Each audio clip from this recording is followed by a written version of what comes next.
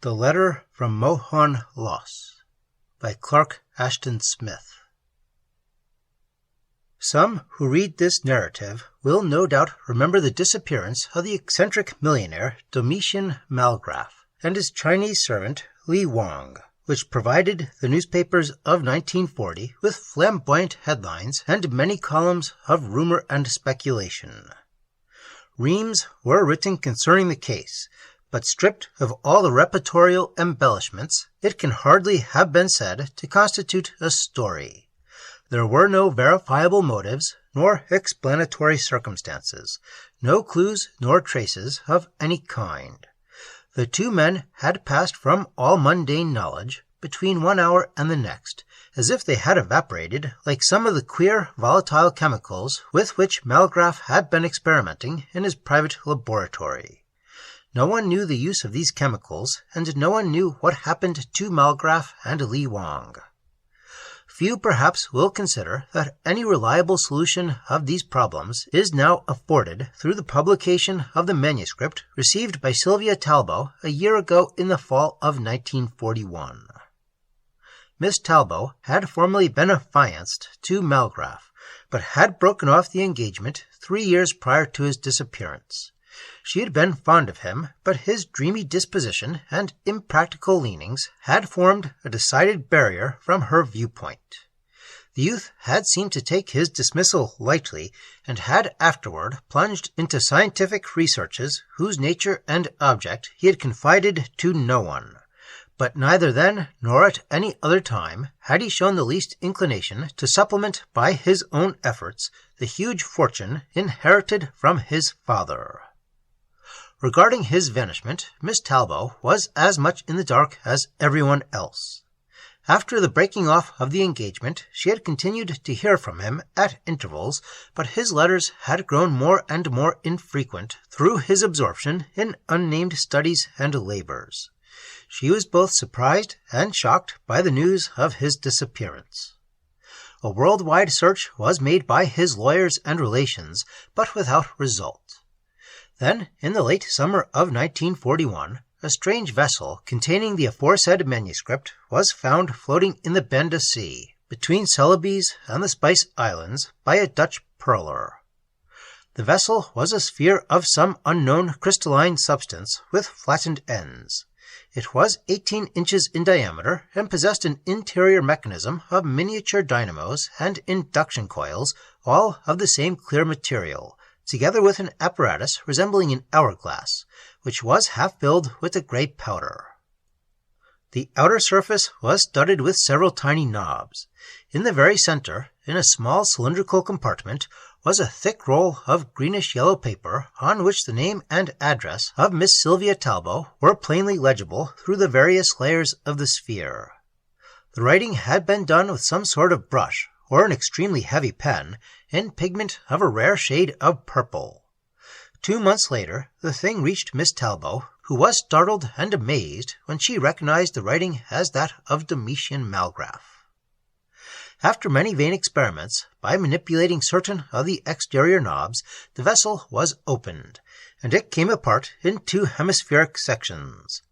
Miss Talbot found that the roll of paper contained a voluminous letter from Malgraf, written on yard-long sheets. This letter, with the omission of a few intimate paragraphs and sentences, is now offered to the public in obedience to the writer's wish. Malgraf's incredible tale, of course, is easily enough to be explained on the ground of imaginative fabrication.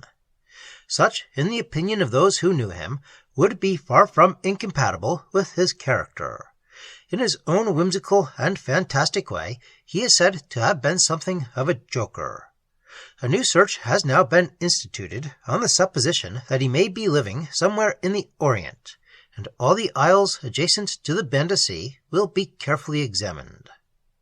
However, certain collateral details are quite mysterious and baffling. The material and mechanism of the sphere are unfamiliar to scientists, and are still unexplained, and the fabric on which the letter was written, as well as the pigment used, have so far defied analysis. The paper, in its chemical composition, seems to present affinities with both vellum and papyrus, and the pigment has no terrestrial analog. Chapter 1. The Letter. Dear Sylvia, you have always considered me a hopeless dreamer, and I am the last person who would endeavor or even wish to dispute your summary. It might be added that I am one of those dreamers who have not been able to content themselves with dreams.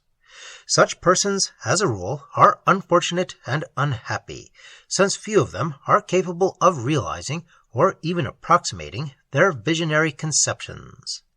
In my case, the attempted realization has led to a singular result. I am writing this letter from a world that lies far off in the twofold labyrinth of time and space. A world removed by many million years from the one wherein you live, the one whereto I am native. As you know, I have never cared greatly for the material things of earth. I have always been irked by the present age, have always been devoured by a sort of nostalgia for other times and places. It has seemed so oddly and capriciously arbitrary that I should be here and not otherwhere, in the infinite eternal ranges of being. And I have long wondered if it would not be possible to gain control of the laws that determine our temporal or cosmic situation and pass at will from world to world or from cycle to cycle. It was after you dismissed me that my speculations along such lines began to take a practical turn. You had told me that my dreamings were no less impossible than useless. Perhaps, among other things, I desired to prove that they were not impossible. Their utility or inutility was not a problem that concerned me, nor one which any man could decide. I shall not weary you with the full recountal of my labors and researches. I sought to invent a machine by which I could travel in time, could penetrate the past or the future. I started from the theory that movement in the time dimension could be controlled, accelerated or reversed by the action of some special force. By virtue of such regulation, one would be able to move forward or backward along the eons. I shall say only that I succeeded in isolating a theoretic time force, though without learning its ultimate nature and origin. It is an all-pervading energy, with a shorter wavelength than that of the cosmic rays. Then I invented a compound metal, perfectly transparent and of great toughness, which was peculiarly fitted for use in conducting and concentrating the force. From this metal I constructed my machine, with dynamos in which I could develop an almost illimitable power. The reversal of the force, compelling a retrograde movement in time, could be secured by passing the current through certain rare volatile chemicals imprisoned in a special device resembling a large hourglass. After many months of arduous effort, the mechanism stood completed on the floor of my Chicago laboratory. Its outward form was more or less spherical, with flattened ends like those of a Chinese orange. It was capable of being hermetically sealed, and the machinery included an oxygen apparatus. Within, there was ample room for 3 people amid the great tubular dynamos, the array of chronometric dials, and the board of regulative levers and switches. All the parts, being made of the same material, were transparent as glass. Though I have never loved machinery, I surveyed it with a certain pride. There was a delightful irony in the thought that by using this super-mechanical device, I could escape from the machine-ridden era in which I had been born. My first intention was to explore the future. By traveling far enough in forward time, I expected to find one of 2 things. Men would either have learned to discard their cumbersome and complicated engines, or would have been destroyed by them, giving place to some other and more sensible species in the course of mundane evolution. However, if the human future failed to inveigle me in any of its phases, I could reverse the working of the time force and go back into the eons that were posterior to my own epoch. In these, unless history and fable had lied, the conditions of life would be more congenial to my own tastes. But my most urgent curiosity was concerning the unknown and problematic years of ages to come. All my labors had been carried on in private, with no other aid than that of Li Wang, my Chinese cook, valet, and housekeeper. And at first I did not confide the purpose of the mechanism even to Li Wang, though I knew him to be the most discreet and intelligent of mortals. People in general would have laughed if they had known what I was trying to do. Also, there were cousins and other relations, all enviously watchful of my inherited wealth, and a country full of lawyers, alienists, and lunatic asylums. I have always had a reputation for eccentricity, and I did not choose to give my dear relatives an opportunity which might have been considered legally sufficient for the well-known process of railroading. I had fully intended to take the time voyage alone, but when I had finished building the machine, and all was in readiness for departure, I realized that it would be impossible to go without my factotum, Li Wang. Apart from his usefulness and trustworthiness, the little Chinaman was good company. He was something of a scholar in his own tongue, and did not belong to the coolie class. Though his mastery of English was still imperfect, and my knowledge of Chinese altogether rudimentary, we had often discussed the poetry and philosophy of his own land, as well as certain less erudite topics. Li Wang received the announcement of our projected journey with the same blandness and aplomb which he would have shown if I told him we were going into the next state. "Me go pack," he said. "You want plenty shirt?" Our preparations were soon made. Apart from the changes of raiment suggested by Li Wang, we took with us a 10-day supply of provisions, a medicine kit, and a bottle of brandy, all of which were stored in lockers I had built for the purpose. Not knowing what we might find, or what might happen by the way, it was well to be prepared for emergencies. All was now ready. I locked Li Wang and myself within the time sphere, and then sat down before the instrument board on which the controlling levers were arranged. I felt the thrill of a new Columbus or a Magellan, about to sail for undiscovered continents. Compared with this, all former human explorations would be as the crawling of emmets and pismires. Even in the exultation of that moment, though everything had been calculated with mathematical precision, had been worked out to an algebraic degree, I recognized the element of uncertainty and danger. The effect of time traveling on the human constitution was an unknown quantity. Neither of us might survive the process of acceleration, in which lustrums and decades and centuries would be reduced to mere seconds. I pointed this out to Li Wang. "Maybe you had better stay behind after all," I suggested. He shook his head vigorously. "You go, I go," he said with an imperturbable smile. Making a mental note of the hour, day, and minute of our departure, I pulled the lever and turned on the accelerative force. I had hardly known what to anticipate in the way of physical reactions and sensations. Among other contingencies, it had even occurred to me that I might become partially or wholly unconscious, and I had clamped myself to the seat to avoid falling in case of this. However, the real effect was very strange and unforeseen. My first feeling was that of sudden bodily lightness and immateriality. At the same time, the machine seemed to have expanded. Its walls, dynamos, and other portions were a dim and shining blur, and appeared to repeat themselves in an endless succession of momentary images. My own person and that of Li Wang were multiplied in the same manner. I was incredibly conscious of myself as a mere flickering shadow, from which was projected a series of other shadows. I tried to speak, and the words became an indefinitely repeated echo. For a brief interval, the sphere seemed to be hanging in a sea of light. Then, incomprehensibly, it began to darken. A great blackness pressed upon it from without, but the outlines of everything within the sphere were still visible through a sort of luminosity that clung to them like a feeble phosphorescence. I was puzzled by these phenomena, and, in particular, by the outside darkness, for which I could not account. Theoretically, the days and nights through which we were passing at such supreme velocity would merge in a sort of grayness. Centuries, eons, kalpas of time were going by in the strange night. Then, mysterious as the darkness, there came a sudden, blinding glare of light, intenser than anything I had yet known, which pervaded the sphere, and died away like a lightning flash. It was followed shortly by 2 lesser flashes, very close together, and then the outer gloom returned once more. I reached out with a hand that became 100 hands, and succeeded somehow in turning on the light that hung above my instrument board and chronometric dials.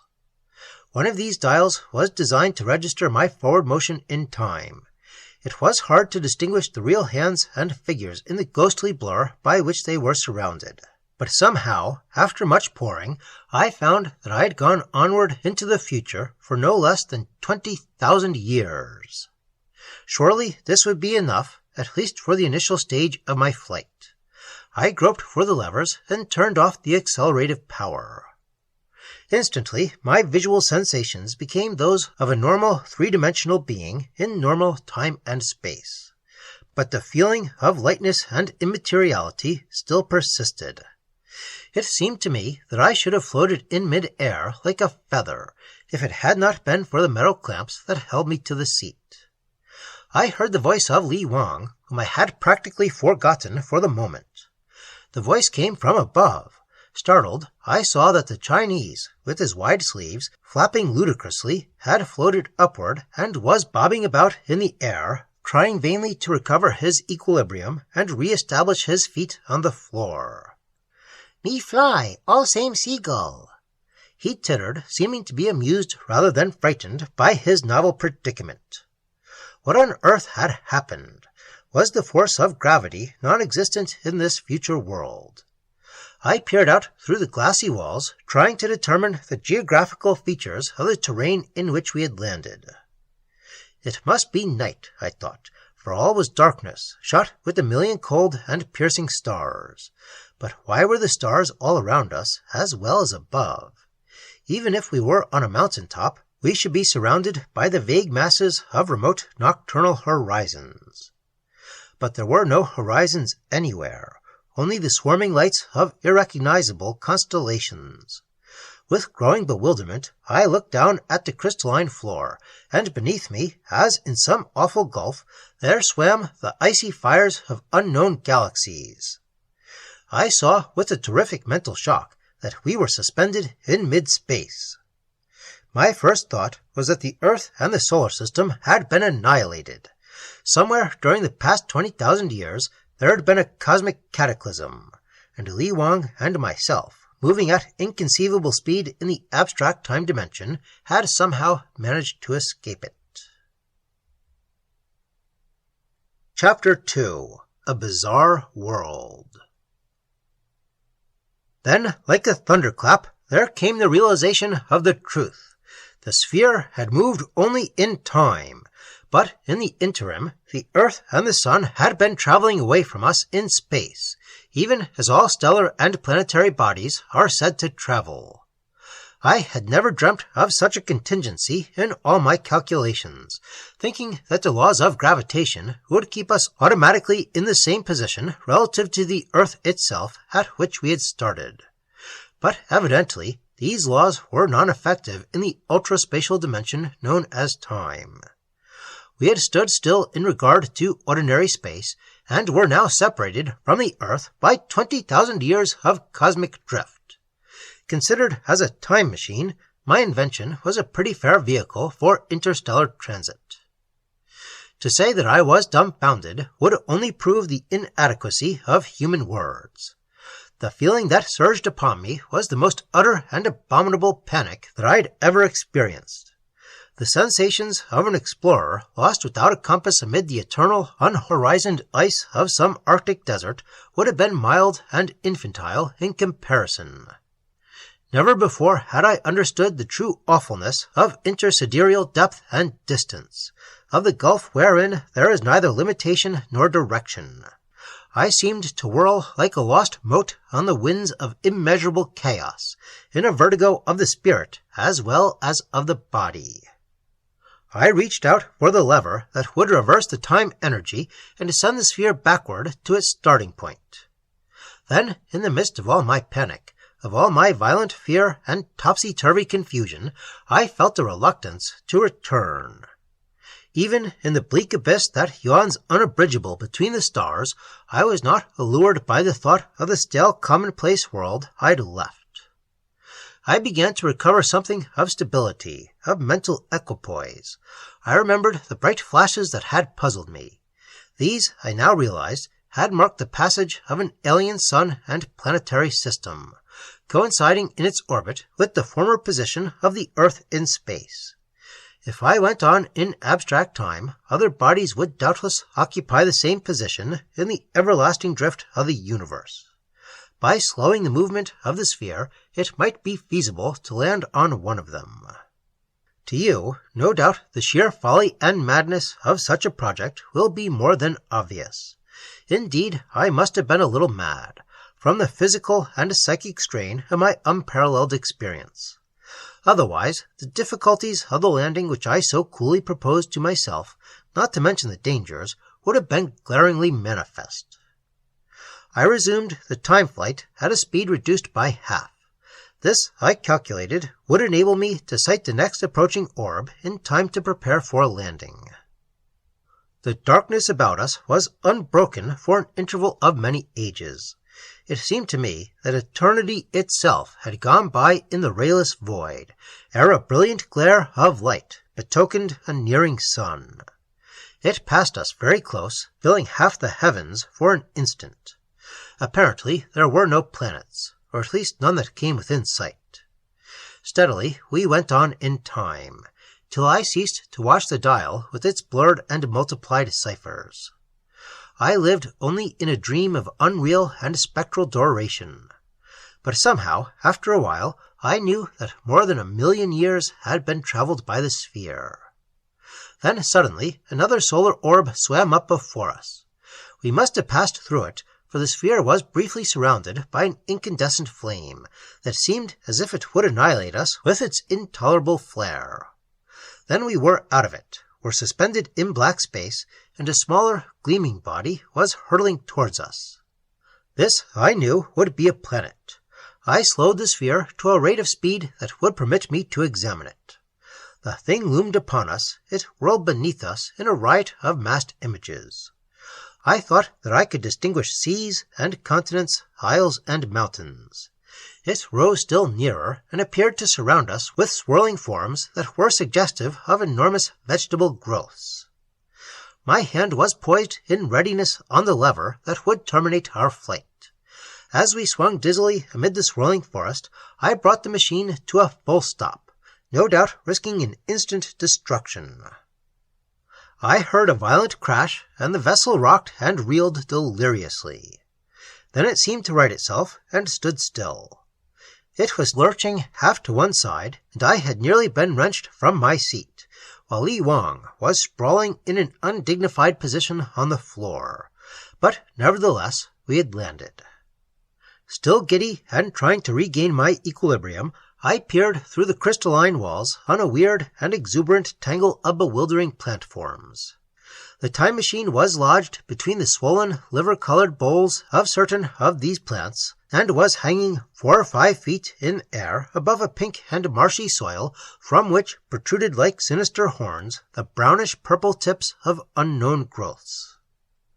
Overhead there were huge, pale, flabby leaves with violet veinings, in which I seemed to detect the arterial throb of sluggish pulses. The leaves depended from the bulbous top of each plant like a circle of flattened arms from a headless torso. There were other vegetable forms, all crowding and looming grotesquely in the green, vaporous air, whose density was such as to give almost the appearance of a submarine garden to the odd scene. From every side I received a confused impression of python-like ratans, of potty, fulsome, coral-tinted fronds, and white or vermilion fungoid blossoms large as firkins. Above the jungle tops, an olive-golden glimmering in the thick atmosphere betokened the meridian rays of a muffled sun. My first feelings were those of astonishment. The scene before me was a source of giddiness to eye and brain. Then, as I began to distinguish new details in the medley of towering, outlandish shapes, I conceived a superadded emotion of horror, of veritable disgust. At intervals, there were certain immense bowl-like flowers supported on strong hispid stems of a curious tripodal sort, and hued with the ghastly greens and purples of putrefying flesh. In these bowls, the squat bulks of mammoth insects, or rather what I took to be such at the moment, were crouching in an evil immobility with strange antennae and other organs or members hanging down over the rims of the bowls. These monsters appeared to mock the cadaverous coloring of the flowers. They were inexpressibly loathsome, and I shall not endeavor to describe their anatomy with any degree of minuteness. I shall, however, mention the 3 snail-like horns, ending in ruby-red eyes, that rose above their bodies and watched the forest around them with a baleful vigilance. About the base of each of the tripodal stems, I perceived the carcasses of quaint animals lying in a circle, in varying stages of decomposition. From many of these carrion, new plants of the same type as the bowl flowers were issuing, with dark, ghoulish buds that had not yet unfolded. As I studied these plants and their guardians with growing repulsion, a 6-legged creature, something between a warthog and an iguana, emerged from the jungle and trotted past within a dozen feet of the time-sphere.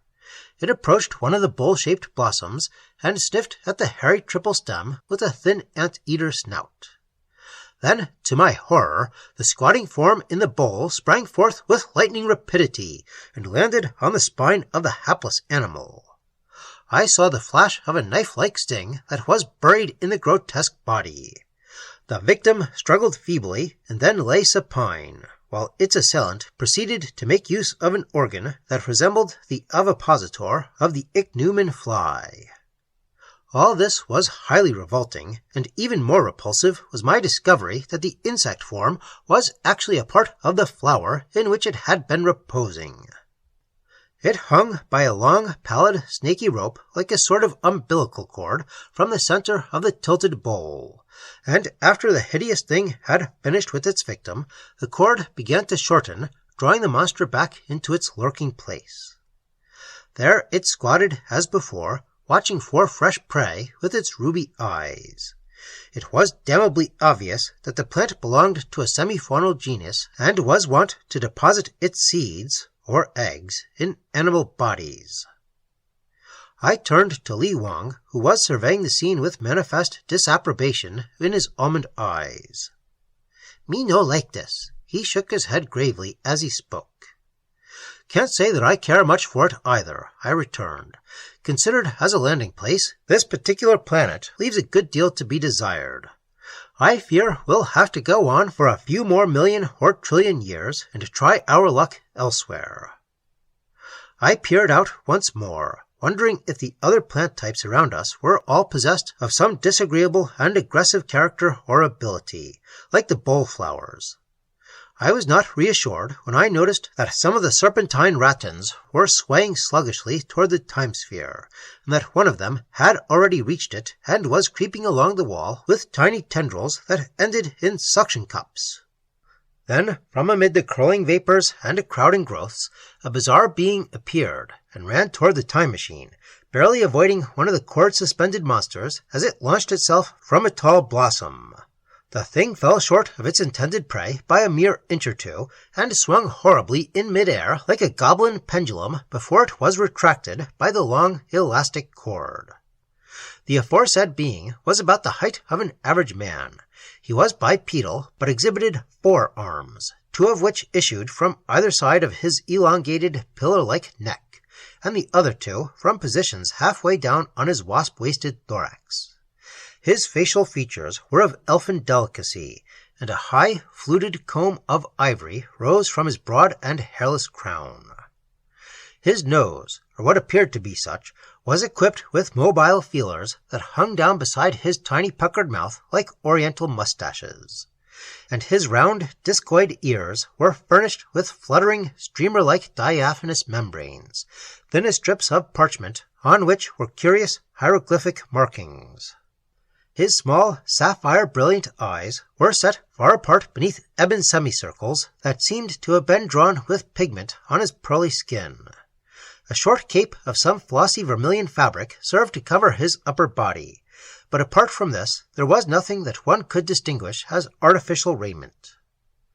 Avoiding several more of the plant monsters, who lunged viciously, he neared the time machine. Plainly, he had seen us, and it seemed to me that his sapphire eyes implored us for succor and refuge.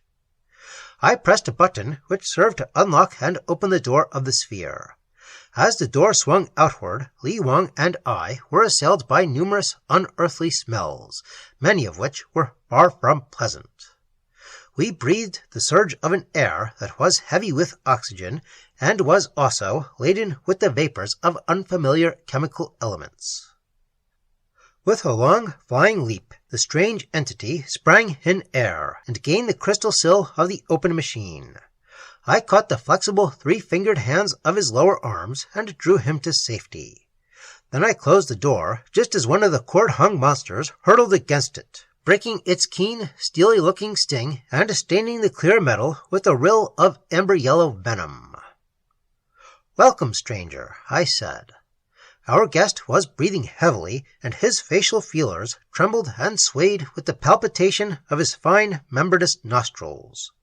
Apparently, he was too breathless for speech, but he made a series of profound inclinations with his crested head, and moved his tenuous fingers with fluttering gestures that were somehow expressive of regard and gratitude. When he had recovered his breath and had composed himself a little, he began to talk in a voice of unearthly pitch, with sharp cadences and slowly rising intonations, which I can compare only to the notes of certain tropic birds. Of course, Li Wang and I could only guess at his meaning, since the words, wherever distinguishable as such, were totally different from those of any human tongue or dialect. We surmised, however, that he was thanking us, and was also offering us an explanation of the perils from which we had rescued him. He seemed to be telling us a lengthy tale, accompanied with many dramatic gestures of an odd but eloquent sort.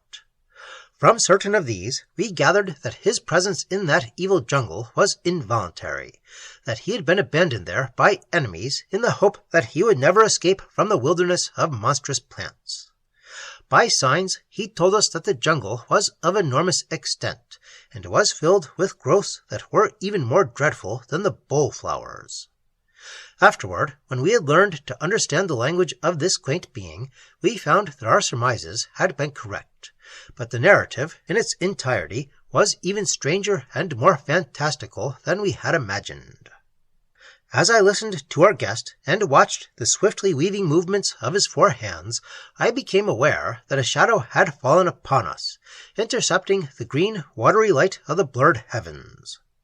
Looking up, I saw that a small air vessel of discoid form, surrounded with turning wheels and pointed wings that whirred like the sails of a windmill, was descending toward us and was hovering just above the time machine. Our guest perceived it also, and broke off abruptly in his storytelling. I could see that he was greatly alarmed and agitated. I inferred that the air vessel belonged perhaps to his enemies, to the very beings who had left him to a cruel doom in that fearsome terrain. No doubt they had returned to make sure of his fate, or else their attention had in some manner been attracted by the appearance of the time-sphere. The alien ship was now hanging near the tops of the giant plants between whose boles the sphere had become lodged in landing. Through the silvery whirl of its wings and rotating wheels, I saw the faces of several entities who bore a general likeness to our guest, and were plainly of the same racial type. One of these beings was holding a many-mouthed instrument with a far-off resemblance to the Gatling gun, or mitrailleuse, and was aiming it at the time machine. Our passenger gave a piercing cry and clutched my arm with two of his hands, while he pointed upward with the others. I required no interpreter and no lengthy process of reasoning to understand that we were in grave danger from the foreign vessel and its occupants. I sprang immediately to the instrument board and released the lever that would send us onward in time at the utmost speed of which the machine was capable. Chapter 3. The Flight Through Time. Even as I pulled the lever, there came from the ship a flash of cold and violescent light that seemed to envelop the time-sphere. Then all things in the world without were resolved into a flying riot of formless, evanescent images, and around us once more, after a brief interval, was the ebon darkness of interstellar space. Again, the ship was filled with momentary, repeated phantoms, to which were added those of our curious guest. Again, the dials, the levers, and the dynamos multiplied themselves in a dim, phosphorescent glow. Later, I learned that our flight into forward eons had saved us from utter annihilation only by the fraction of a second. The force emitted by the many-mouthed weapon on the air vessel would have turned the sphere into vanishing vapor if we had sustained it for more than a moment. Somehow, I managed to clamp myself into the seat once more, and sat watching the weirdly manifolded hands and ciphers that registered our progress in universal time. 50,000 years, 100,000, 1,000,000, and still we floated alone in the awesome gulf of the everlasting cosmic midnight. If any suns or planets had passed us during the interim, they had gone by at a distance which rendered them invisible. Li Wang and the new passenger had clutched at the handles of the lockers in which our provisions were stored, to keep themselves from drifting aimlessly about in mid-air. I heard the babble of their voices, whose every tone and syllable was subdivided into 1,000,000 echoes.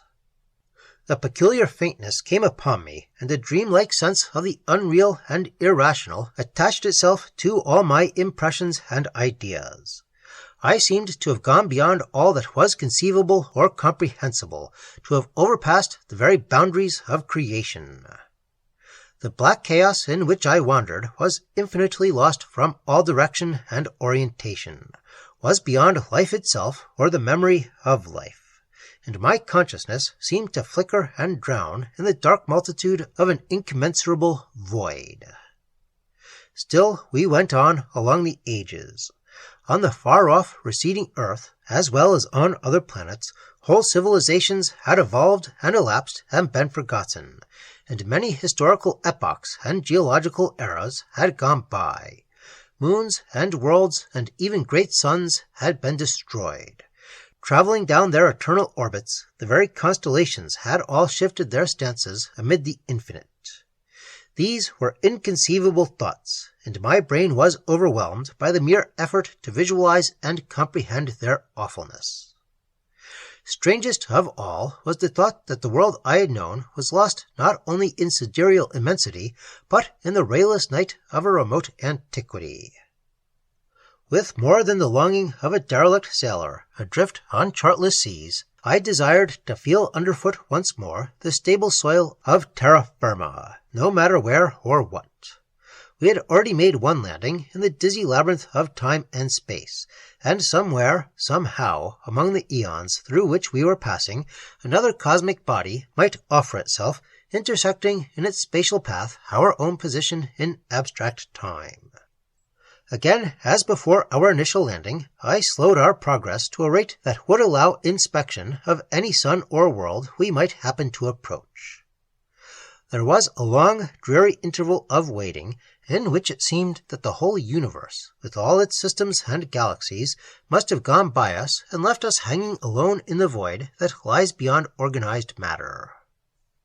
Then I became aware of a growing light, and retarding the time machine still further, I saw that a planet was nearing us, and beyond the planet were two larger, fiery bodies that I took for a binary system of suns. Now was our opportunity, and I determined to seize it. The new planet whirled beneath us. It rolled upon us again, as we still moved in time at a rate whereby whole days were reduced to minutes. A moment more, and it rose from the gulf like some gigantically swelling bubble to surround us with the maze of half-cognizable imageries. There were Atlantean mountain-tops, through which we seemed to pass, and seas or level deserts, above which we appeared to hover, in the midst of broken cloud strata. Now, for an instant, we were among buildings, or what I assumed to be such. Then we were hurled onward to a broad open space. I caught a confused glittering of many pointed lights and unidentifiable thronging forms as I reached out and brought the sphere to a sudden halt. As I have said before, it was a perilous thing to stop thus in accelerated time above a moving planet. There might well have been a collision that would have destroyed the machine, or we might have found ourselves embedded beneath fathoms of soil or stones. Indeed, there were any number of undesirable possibilities, and the only wonder is that we escaped annihilation.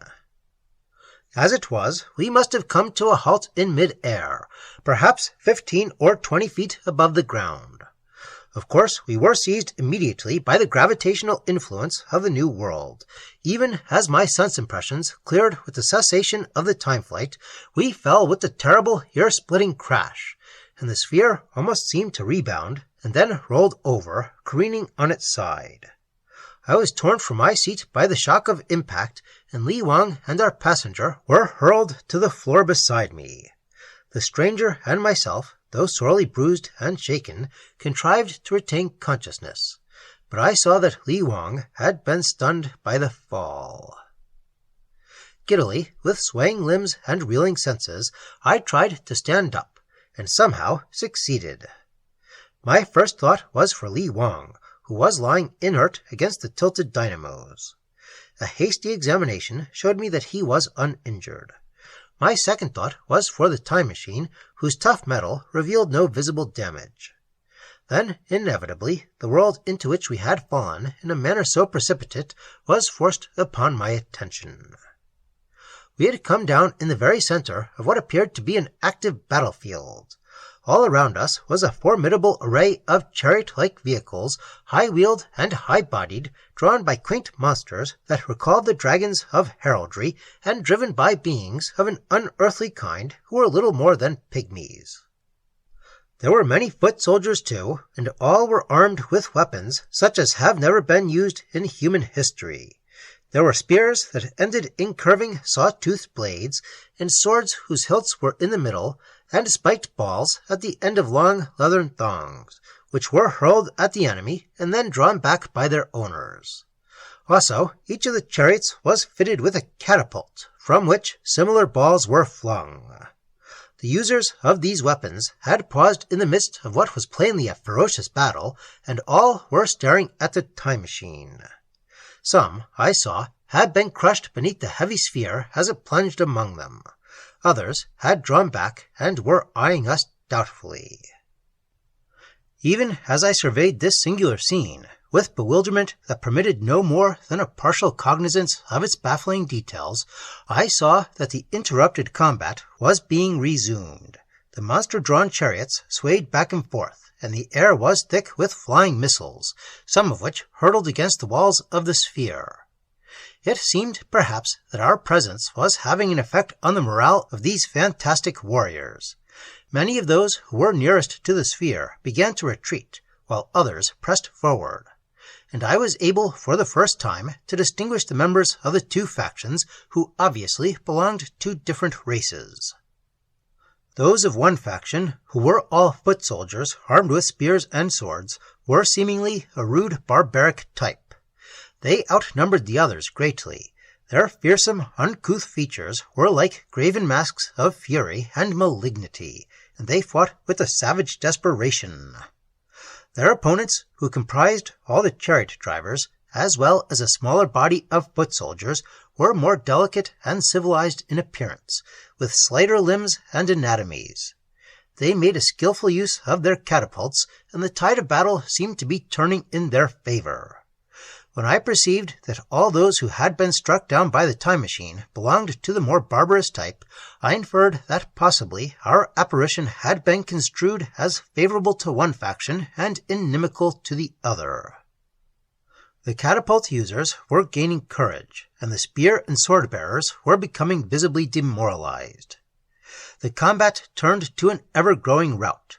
The corps of chariots gathered in a crushing mass about the time sphere and drove the enemy swiftly back, while in the heat of conflict a barrage of singular weapons continued to assail our high-line walls.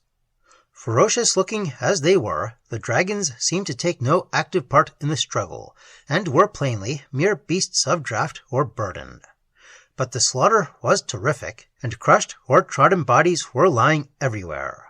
The role of Deus Ex Machina, which I appeared to be playing in this outlandish battle, was not one that I should have chosen of my own accord, and I soon decided that it would be better to fare even further afield in universal time. I pulled the starting lever, but to my confoundment and consternation, there was no result. The mechanism, in some manner, had been jarred or disconnected by the violence of our fall, though I could not locate the precise difficulty at that moment. Afterward, I found that the connection between the instrument board and the dynamos had been broken, thus rendering the force inoperative. Li Wang had now recovered consciousness. Rubbing his head, he sat up and appeared to be pondering our remarkable milieu with all the gravity of an Oriental philosopher. Our passenger was peering out with his brilliant sapphire eyes on this world to which he was no less alien than Li Wang and myself. He seemed to be eyeing the odd warriors and their dragon teams with a cool, scientific interest. The more civilized of the two factions was now driving its enemies from the field in a tide of carnage. Our soundproof walls prevented us from hearing the clash and rumble of chariot wheels, the clangor of clashing weapons, and the cries that were doubtless being emitted by the warriors. Since nothing could be done at the moment to repair our machinery, I resigned myself, not without misgivings, to an indefinite sojourn in the world whereon we had landed so fortuitously. In perhaps 10 minutes, the raging battle was over. The unslain remnant of the barbarians was in full flight, and the conquerors, who had poured past us in an irresistible torrent, were returning and massing about the sphere at a little distance. Several, whom I took for commanding officers, descended from their cars and approached us. They prostrated themselves before the machine in the universal posture of reverence. For the first time, I was able to form an exact impression of the appearance of these beings. The tallest of them was barely 4 feet in height, and their limbs, which were normal in number according to human ideas, were as slender as those of elves or leprechauns. Their movements were very swift and graceful, and were seemingly aided by a pair of small wings or erigible membranes attached to their sloping shoulders. Their faces were marked by a most elaborate development of the nostrils and eyes, and the ears and mouths were little more than vestigial by contrast. The nasal apparatus was convoluted like that of certain bats, with mobile valves arranged in rosettes, and another appendage that recalled the petals of a butterfly orchid. The eyes were proportionately enormous and were set obliquely. They were furnished with vertical lids and possessed a power of semicircular rotation and also of protrusion and retraction in their deep orbits. This power, we learned later, enabled them to magnify or reduce any visual image at will, and also to alter or invert the perspective in which it was seen. These peculiar beings were equipped with body armor of red metal marked off in ovoid scales. Their light brown arms and legs were bare. Somehow their whole aspect was very gentle and unwarlike. I marveled at the prowess and bravery which they had shown in the late battle. They continued their obeisances before the time machine, rising and prostrating themselves anew in an alternation like a set ritual with gestures and genuflections of hieratic significance. I conceived the idea that they regarded the machine itself as a conscious, intelligent, and perhaps supernal entity, and that we the occupants, if perceived at all, were considered as internal and integral parts of the mechanism.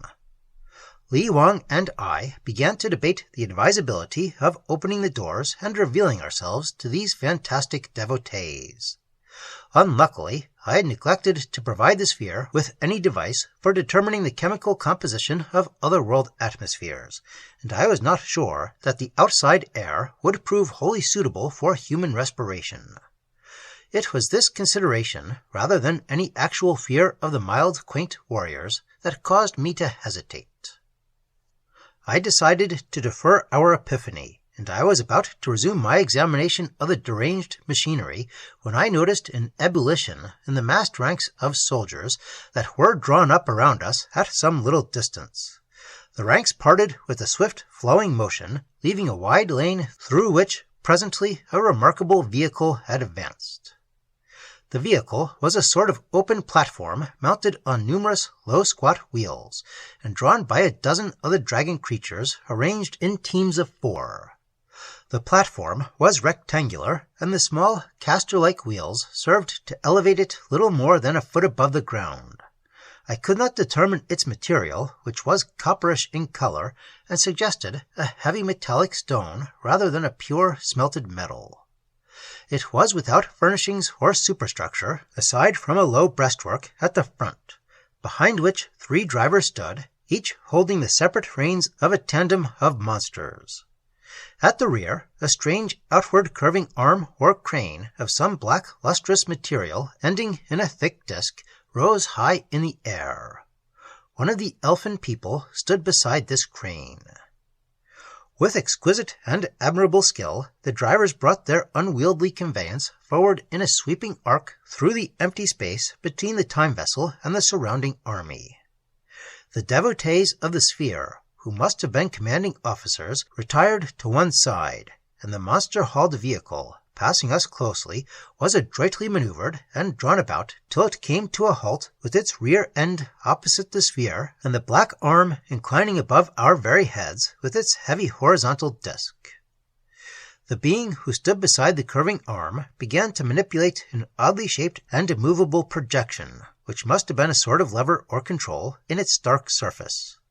Watching him curiously, I became aware of a sudden and increasing glare of light overhead, and looking up, I saw that a lid-like cover was sliding back from the disc at the arm's end, revealing a fire-bright substance that dazzled the eye. Simultaneously, I felt a sensation of corporeal lightness, of growing weightlessness. I reeled with vertigo, and reaching toward the wall in an effort to steady myself, I floated buoyantly from the floor and drifted in mid-air. Li Wang and the stranger, I perceived, were floundering eerily and helplessly about amid the machinery. Perplexed by this phenomenon of degravitation, I did not realize at first that there had been a similar levitation of the time-sphere itself. Then, as I turned in my aerial tumbling, I saw that the sphere had risen from the ground, and was now on a level with the floor of the strange conveyance. It occurred to me that an unknown magnetic force was being emitted by the bright disk above our heads. No sooner had I conceived this idea than the outward curving arm began to rotate, swinging back upon the vehicle of which it formed a part, and the time machine, as if suspended by invisible chains, swung with it, maintaining a vertical position beneath the moving disc. In a trice it was gently deposited on the platform. Then, like the switching off of a light, the glaring disc was covered again by its dark lid, and the properties of normal weight returned to my companions and to me.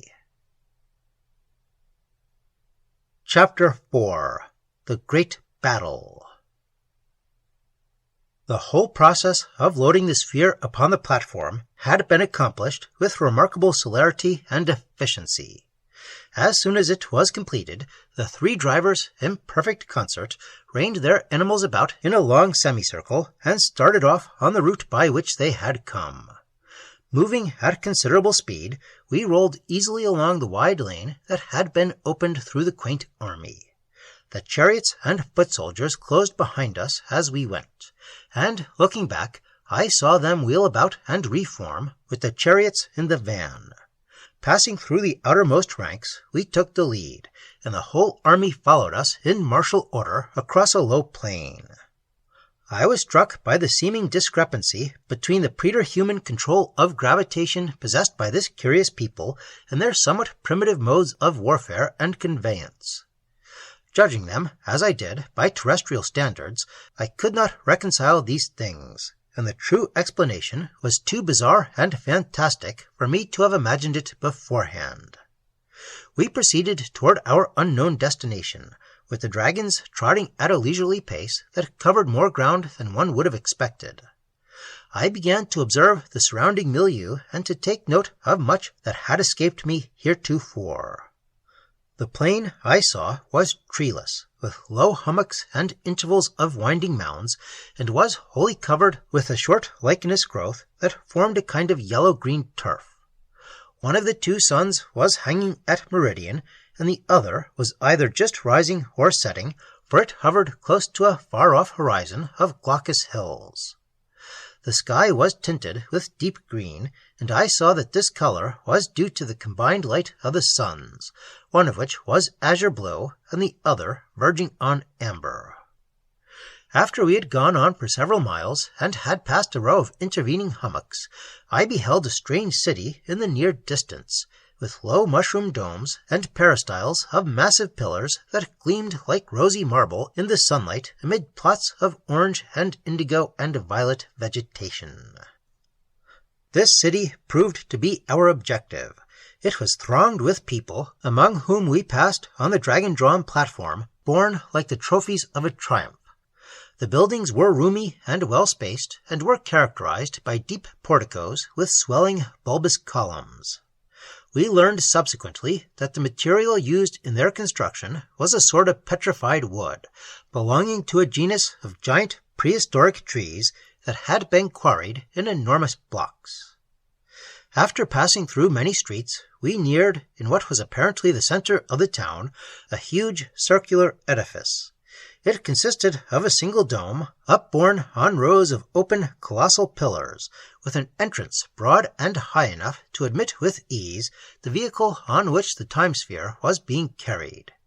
We rolled smoothly through the portals and along a level pavement beneath the vast dome. The place was illumined by the horizontal rays of the sinking yellow sun, which fell on the ruddy floor in broad shafts between the massy pillars. I received an impression of immense empty space, of rosy golden air and light.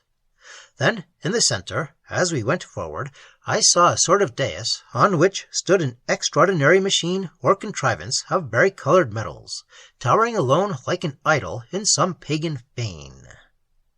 The dais, like the building, was circular and rose 4 or 5 feet above the main pavement. It was perhaps 60 feet in diameter, and there were several stairs, graduated to the steps of the pygmy people, that gave access to it. Around the dais, in semicircles on the pavement, with ample space between, there stood many low tables, supported on carven cubes, and with benches about them, all of the same material as the edifice itself. The tables were set with numerous black pots, deep and shallow and multiform, in which grew flowers of opulent orange and cassava colors, together with others of delicate white, of frail pink, and silvery green. These details I perceived hastily and confusedly as our conveyance moved on toward the central dais without endangering any of the tablets.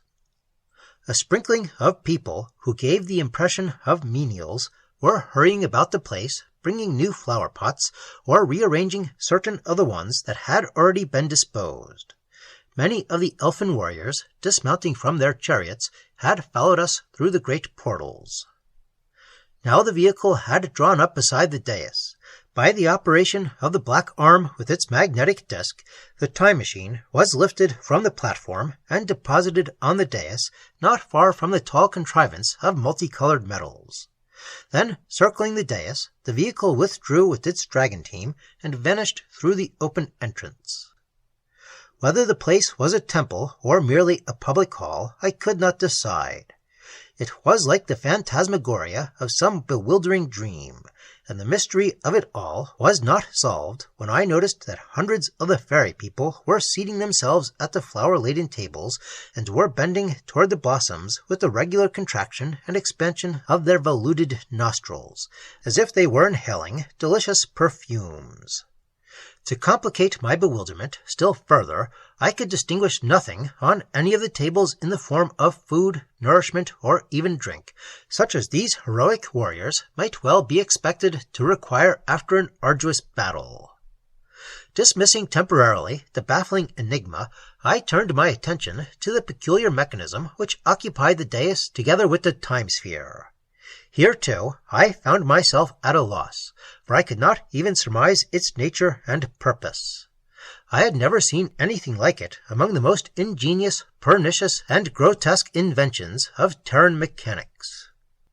The thing was quite gigantic, with a bristling, serried, and fearsome array of highly polished rods and pistons. It had long, spiral bands and abrupt angular flanges, behind which I made out the half-hidden outlines of a squat, cylindrical body, mounted on at least 7 or 8 ponderous legs that terminated in huge pads like the feet of hippopotami. Above the complicated mass there towered a sort of triple head, or superstructure of 3 globes, one above the other on a long metal neck. The heads were fitted with rows of eye-like facets, cold and bright as diamonds, and possessed numerous antennae and queer, unnameable appendages, some of great length. The whole apparatus had the air of some mysterious living entity, a supermachine endowed with sentience and with intellect. And the 3-tiered head with its chill eyes appeared to watch us malignly and inscrutably like a metal Argus. The thing was a miracle of machinery, and it gleamed with hues of gold and steel, of copper and malachite, of silver and azurite and cinnabar. But more and more I was impressed by an evil and brooding intentness, an aura of the sinister and the inimical. The monstrosity was motionless, but intelligent. Then, as I continued my inspection, I saw a movement of the foremost legs, and became aware that the machine was advancing stiffly on its massive pads toward the time vessel. It paused at an interval of 5 or 6 feet, and put out a long, thin, supple, many-jointed tentacle from the mass of appendages that adorned its topmost head. With this tentacle, like a raised whip, it struck smartly several times at the curving wall of the sphere. I could not help feeling somewhat alarmed as well as puzzled, for the action was unmistakably hostile. The blows of the tentacle were somehow like a challenge, the equivalent, so to speak, of an actual slap in the face, and the wary movement with which the machine stepped back and stood facing us after delivering the whip-sharp blows was curiously like the maneuver of a fighter, squaring himself for combat. The thing seemed almost to crouch on its elephantine metal legs and pads, and there was an air of covert menace in its poised array of mysterious, deadly-looking parts and appendages. At this moment there occurred a singular interruption which in all likelihood was the means of averting our death and the destruction of the time globe. A group of the elfin people, 4 in number, ascended the stairs of the dais and approached us, bearing among them a large vessel, like an open shallow urn or deep basin, which was filled to the brim with a sluggish, hueless liquid, suggesting immediately some sort of mineral oil. Behind this group there came a second, carrying another vessel full of the same oleaginous fluid. The 2 delegations, moving forward in perfect unison, deposited their burdens at the same instant, with the same peculiar genuflections, setting one of the basins before the time-sphere and the other at the feet of the belligerent alien mechanism. Afterward they retired discreetly as they had come. The whole performance had the air of a religious rite, a sacrificial offering, intended to appease doubtful or angry deities. Not without inward amusement, I wondered what use the time-sphere was supposed to make of the oily liquid. It seemed probable that we and our conveyance were regarded as a single mechanism, active and intelligent, and perhaps similar in kind to the curious robot we had found occupying the dais. The latter machine, however, was manifestly familiar with such offerings, for, without acknowledgment or ceremony, it proceeded to stoop over and dip certain of its metal proboscides in the oil. These organs, I perceived, were hollow at the ends, like the trunks of elephants, and I saw that the liquid in the basin was diminishing rapidly as if it were being sucked up. When the vessel was half empty, the monster withdrew its proboscides, and then, by the simultaneous use of these members, turning and coiling with great suppleness in different directions, it began to oil the innumerable joints and flanges of its intricate machinery. Several times it suspended this remarkable process, eyeing the time sphere balefully, as if watching for a hostile movement. The whole performance was inconceivably grotesque and ludicrous, and sinister. The main floor of the huge pillared hall, I now saw, had filled with the pygmy warriors, who were seated about the flower-burdened tables. All of them seemed to be inhaling the odors of these flowers in a manner that resembled actual ingestation, and I conceived the idea that they were regaling themselves with the feast of perfumes, and perhaps required no other nutrient. Turning from this quaint spectacle, to which I had given only a cursory glance, I perceived that the metal monster had apparently finished the anointing of its complex machinery, and was again posting itself in an attitude preparatory for battle. There was a stealthy turning of half-hidden wheels and cogs, a covert throbbing of well-oiled pistons as the mechanism faced us, and certain of its tentacles were poised in air like lifted weapons. What would have happened next, in the normal course of events, I am not altogether sure, but the probabilities are that we would have been blotted out of existence very promptly, efficiently, and summarily. Again, by a singular intervention, the time vessel was saved from the anger of its strange antagonist. Without warning, there came a flash of brilliant, blinding flame, as if a thunderbolt had issued from mid-air between the dais and the dome. There was a crashing, shivering noise that shook and penetrated our virtually soundproof walls, and everything about us seemed to rock with the convulsions of a violent earthquake. The concussion hurled us back upon our dynamos, and I thought for an instant that the sphere would be flung from the dais. Recovering myself, I saw that a third machine had materialized on the dais, opposite the time sphere and its opponent. This machine differed as much from the hostile robot as the latter, in its turn, differed from the time globe. It was a sort of immense polyhedron, with an arrangement of numberless facets, alternately opaque and transparent. Through some of the facets, clearer than glass, I was horrified and astonished to behold the thronging faces of entities similar to, or perhaps identical with, the beings who had threatened us from the air vessel in that far-off world where we had picked up our unusual passenger. There could be only one explanation. We had been pursued through the cosmic continuum by these vengeful and pertinacious creatures, who had evidently employed a time-space vehicle of their own. They must have possessed unique instruments of incredible range and delicacy by which to detect and follow our course in the labyrinth of stellar gulfs and ages. Turning to our passenger, I saw by his troubled air and frantic gestures that he too had recognized the pursuers. Since I had not yet been able to repair our machinery, the position in which we now stood was a serious dilemma. We were without weapons of any kind, for it had not even occurred to me to bring along a revolver. I began to wish that I had fitted the time machine with an arsenal of an American racketeer. However, there was little time for either regret or apprehension. The course of events was now taking an unforeseen and incalculable turn.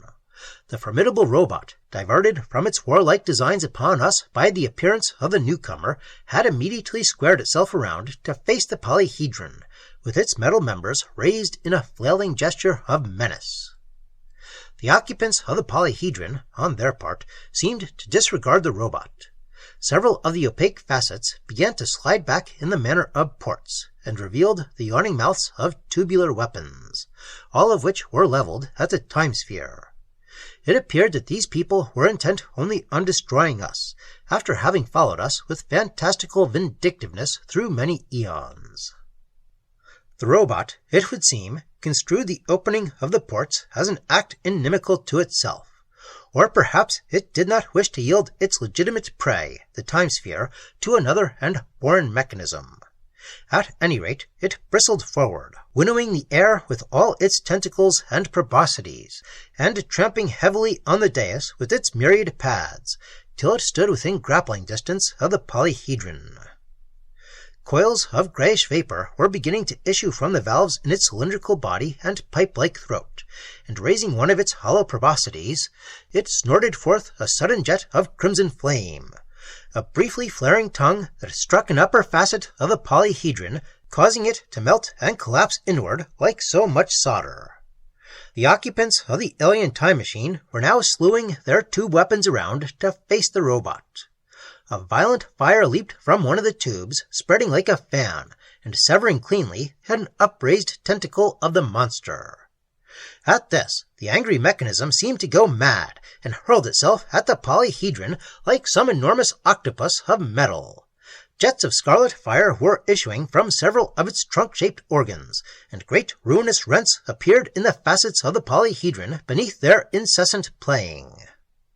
Undismayed by this, the wielders of the tube weapons concentrated their violet beams on the robot, inflicting terrific damage. The uppermost of the 3 globular heads was partly shot away, and metal filaments trailed from its broken rim like a shredded brain. The serried array of tossing members was torn and lopped like a flame-swept forest. Rods, cogs, pistons, and other parts dripped on the dais in a molten rain. 2 of the foremost legs crumpled in shapeless ruin, but still the monster fought on, and the polyhedron became a twisted wreck beneath the focusing of the red fires. Soon several of the violet beams were extinguished, and their wielders had dissolved into vapor and ashes. But others were still in action, and one of them struck the central cylinder of the robot, after demolishing the outer machinery, and bored into it steadily like an acetylene torch. The beam must have penetrated a vital part, for suddenly there was a tremendous, all-engulfing flare, a cataclysmic explosion. The immense dome appeared to totter on its trembling columns, and the dais shook like a stormy sea. Then, an instant later, there fell from a dark cloud of swelling steam a rain of metal fragments, glancing along our crystalline sides and strewing the dais and the main floor for some distance around. The monster, in its explosion, had involved the alien time vessel, which was wholly riven asunder, and nothing remained of our pursuers but a few blackened cinders. Apart from this mutual and highly providential destruction of the inimical mechanisms, no serious damage had been done, for the main building, I now perceived for the first time, was deserted. The pygmies had abandoned their feast of odors and had retired discreetly, perhaps at the very onset of the battle. The time-sphere, though it had taken no part in the combat, was left by a singular and ironic fortuity in sole possession of the field. I decided that fortune, being so favorably disposed toward us, might be tempted even further with impunity. So I opened the door of the vessel, and found that the atmosphere of the world outside was perfectly breathable, though laden with an odd mixture of metallic fumes that lingered from the late explosion, and fruity and luscious fragrances from the potted blossoms. Chapter 5. The World of Mohaun Los. Li Wang and the passenger and I emerged on the dais. The yellow sun had gone down, and the place swam with the blue, religious light of its ascendant binary. We were examining the littered ruins of the strange machines when a large delegation of elfin warriors re-entered and approached us. We could not divine their thoughts and emotions, but it seemed to me that their genuflections were even more expressive of profound reverence and gratitude than those with which the time-sphere had been hailed after the routing of the barbarian army. I received an almost telepathic impression that they were thanking us for a supposed act of deliverance, at which we had been merely the onlookers. In time, this impression was to be fully confirmed. The metal monster, it seemed, had come originally, like ourselves, from the outside universe, and had settled itself among this perfume-eating people. They had treated it with all due respect, had housed it in their public hall of assembly, and had supplied it liberally with certain mineral lubricants which it required. The machine, in exchange, had deigned to instruct them regarding a few scientific and mechanical secrets, such as that of degravitation by means of a reverse magnetic force. But the people, being somewhat non-inventive and non-mechanical by nature, had made little use of this robot-imparted knowledge. The metal monster, in time, had become disagreeably exacting and tyrannical, and moreover, it had refused flatly to help the pygmies in their war with another people when need arose. Therefore, they were glad to be rid of it, and they seemed to take it for granted that we had made away with the monster as well as with the invading time machine. So far, I have not thought it worthwhile to disillusion them. No less than 7 terrestrial months have now gone by since the landing of the sphere. My companions and I are still sojourning among the perfume eaters, and we have no reason to complain of our lot, and no cause to lament the worlds we have left so far behind us in time and space. In the interim, we have learned many things, and are now able to hold converse with our hosts, having familiarized ourselves by slow degrees with the peculiar phonetics of their speech. The name of the world, as well as I can render it in human spelling, is Mohaun Los. Being subject to the gravitational pull of 2 solar bodies, it follows a somewhat eccentric and prolonged annual orbit. Nevertheless, the climate is equable and salubrious, though marked by meteoric phenomena of an unearthly sort. The people among whom we are dwelling call themselves the Sonas. They are a fine and estimable race, though bizarre from a human standpoint as any of the mythic tribes whose anatomy and customs were described by Herodotus. They are the ruling race of the planet, and are inconceivably more advanced in many ways than their rude weapons and methods of warfare would lead one to imagine.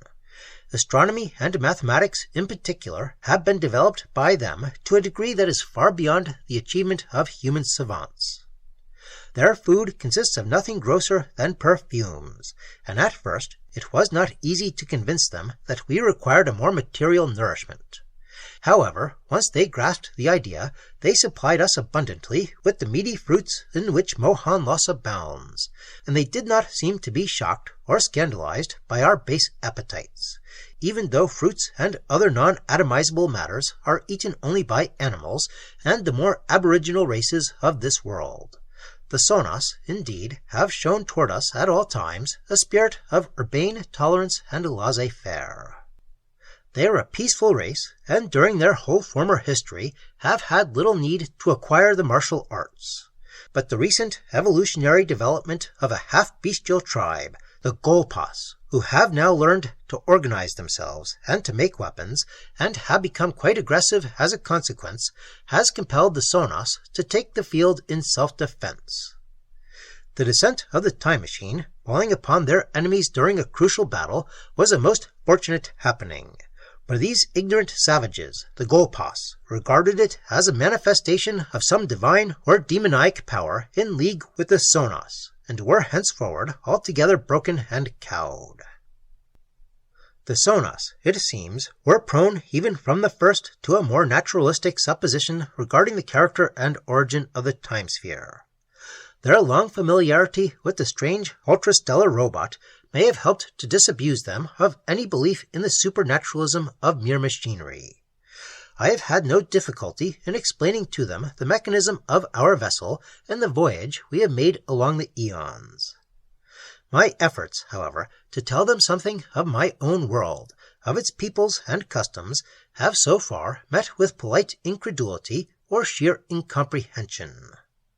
Such a world, they say, is quite unheard of, and if they were not so courteous, probably they would tell me that it could not even be imagined by any rational being. Li Wang and I, as well as the Sonos, have learned to talk with the singular entity whom I rescued from the diabolic living flowers on a world midway between the earth and Mohaun Los. This person calls himself Tuo Quan, and he is a most erudite savant. His ideas and discoveries, being somewhat at variance with the notions that prevail in his own world, had caused him to be regarded with suspicion and hatred by his fellows, and, as I surmised, he had been abandoned by them, after due process of law, to a cruel doom in the jungle.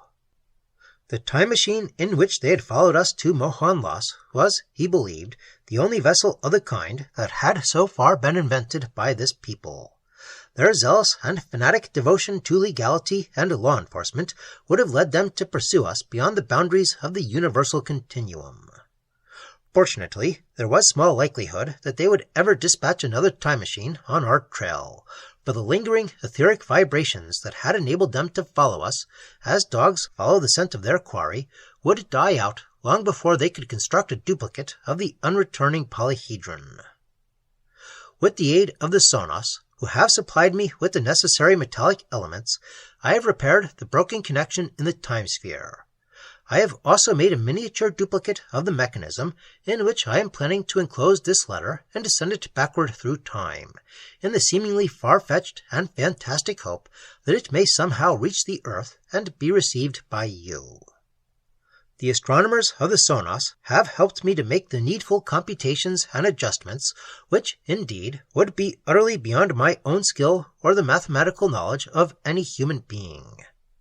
By combining in these calculations the chronometric records of the dials in the time sphere with the ephemerides of Mohaun Los during the past 7 months, and allowing for the pauses and changes of speed which we made during our journey, it has been possible to chart the incredibly complicated course which the mechanism must follow in time and space. If the calculations are correct to the most infinitesimal degree, and the movement of the device is perfectly synchronized, the thing will stop at the very moment and in the very same place from which I left the Earth in retrograde time. But of course, it will be a miracle if it reaches the Earth at all. The Sonos have pointed out to me the 9th magnitude star, which they think is the solar orb of the system in which I was born. If the letter should ever reach you, I have no reason to think that you will believe my tale. Nevertheless, I am going to ask you to publish it, even though the world in general will regard it as the fantasy of a madman or a practical joker. It pleases an obscure sense of irony in my mental makeup to know that the truth will be heard by those among whom it must pass for a fantastic lie. Such an eventuation, perhaps, will be far from novel or unprecedented. As I have said before, I am well enough contented with life in Mohaun Los. Even death, I am told, is a pleasant thing in this world, for when the Sonos wax old and weary, they repair to a hidden valley in which they are overcome by the lethal and voluptuous perfumes of narcotic flowers. However, it may be that the nostalgia of new ages and new planets will seize me anon, and I shall feel impelled to continue my journey among future cycles. Li Wang, it goes without saying, will accompany me in any such venture, though he is quite happily engaged at present in translating the Odes of Confucius and other Chinese classics for the benefit of the people of Mohaun Los. This poetry, I might add, is meeting with a better reception than my tales regarding Occidental civilization. Tuo Quan, who is teaching the Sonos to make the fearfully destructive weapons of his own world, may decide to go with us, for he is full of intellectual curiosities. Perhaps we shall follow the great circle of time till the years and eons without number have returned upon themselves once more, and the past is made a sequel to the future. Yours ever, Domitian Malgraf. Editor's Note: granting the truth of Domitian Malgraf's narrative, and admitting that his letter was launched from a world in future time, there are still certain problems that baffle explanation. No one knows how long the mechanism containing the letter had been floating in the Banda Sea before it was picked up, but in order to reach the Earth at all, in the unimaginably complicated maze of temporal and spatial movement, it must have fallen there not long after the departure of the time machine from Malgraf's laboratory. As Malgraf himself indicates in his letter, if the timing had been absolutely perfect, it would have landed in his laboratory at the very moment when he and Li Wang began their journey.